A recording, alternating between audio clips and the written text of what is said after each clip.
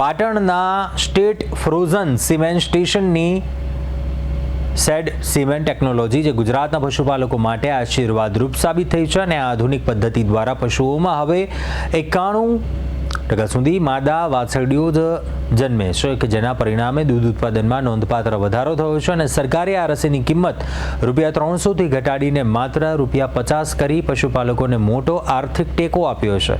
જૂન 2021થી અત્યાર સુધીમાં 3.19 લાખથી વધુ ડોઝના વપરાશ થકી હજારો પશુપાલકોની કિસ્મત બદલાઈ છે. તો ચાલો જાણીએ આ ક્રાંતિકારી પરિવર્તન વિશે. પાટણ જિલ્લાના ડેરી ક્ષેત્રમાં આવેલી શ્વેત ક્રાંતિ પાછળ વિજ્ઞાનનો મોટો ફાળો છે. સેક્સ્ડ સિમેન્ટ પદ્ધતિમાં નર માટે જવાબદાર વાય ક્રોમોસોમ્સને દૂર કરી માત્ર એક્સ ક્રોમોસોમ્સને સક્રિય રાખવામાં આવે છે.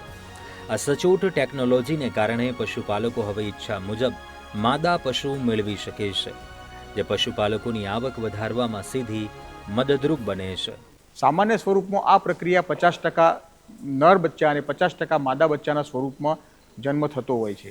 પરંતુ સેક્સ્ડ સિમેન્ટ ટેકનોલોજીના ઉપયોગમાં એક્સ ક્રોમોઝોમ ધરાવતા શુક્રકોષો અને વાય ક્રોમોઝોમ ધરાવતા શુક્રકોષોને અલગ કરી દેવામાં આવે છે, અથવા તો માત્ર એક્સ ક્રોમોઝોમ ધરાવતા શુક્રકોષોને જ સક્રિય રાખવામાં આવે છે, જેના કારણે આ પ્રકાર તૈયાર કરેલા સિમેન્ટ ડોઝથી બિદદાન કરવાથી 85થી 95% કેસમાં ફક્ત માદા બચ્ચાનો જન્મ થાય. કોઈટા ગામના પશુપાલક પિન્ટુજીના તબેલામાં આ ટેકનોલોજીના ઉપયોગથી પશુઓની સંખ્યા અને ઓલાદ બંનેમાં સુધારો થયો છે. અગાઉ પરંપરાગત પદ્ધતિમાં નર પશુ ખૂંટ જન્મવાની ચિંતા રહેતી, પરંતુ આ વૈજ્ઞાનિક અભિગમ અપનાવ્યા બાદ છેલ્લા 5 વર્ષમાં તેમના દૂધના વેચાણમાં 3 ગણો વધારો થયો છે. આજ ગામના મોહમ્મદ તૌફીક પશુપાલન દ્વારા વાર્ષિક 20 લાખથી વધુની કમાણી કરી રહ્યા છે. તેમની 23 ગાયો દરરોજ 250 લીટર દૂધ આપે છે, જેમાં સેક્સ્ડ સિમેન્ટ ટેકનોલોજીથી જન્મેલી 15 વાછરડીઓનો મુખ્ય ફાળો છે. અમારા ગામમાં ઘણી મિટિંગો થતી, તેમાં અમે જાતા ને ખબર પડતી કે પ્રાકૃતિક રીતે આ બિદદાન થાય છે. સેક્સ નામનું એક બિદદાન આવે છે, તે કરાવવાથી માદાનો જન્મ થાય છે અથવા વાછરીનો જન્મ થાય છે. તે અમે મૂકવા લાગ્યાથી અમને ફાયદો ઘણો થયો.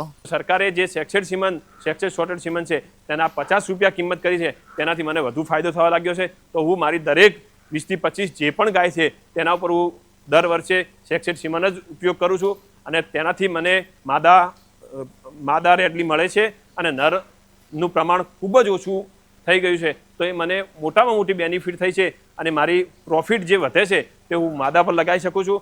રસીના ભાવમાં મળેલી રાહત અને માદા પશુઓની વધતી સંખ્યાને કારણે ગુજરાતના ખેડૂતો હવે ગૌવંશ સુધારણા સાથે આર્થિક સમૃદ્ધિ તરફ મક્કમ ડગલાં માંડી રહ્યા છે. બ્યુરો રિપોર્ટ, પરદેશ 24 ગુજરાતી.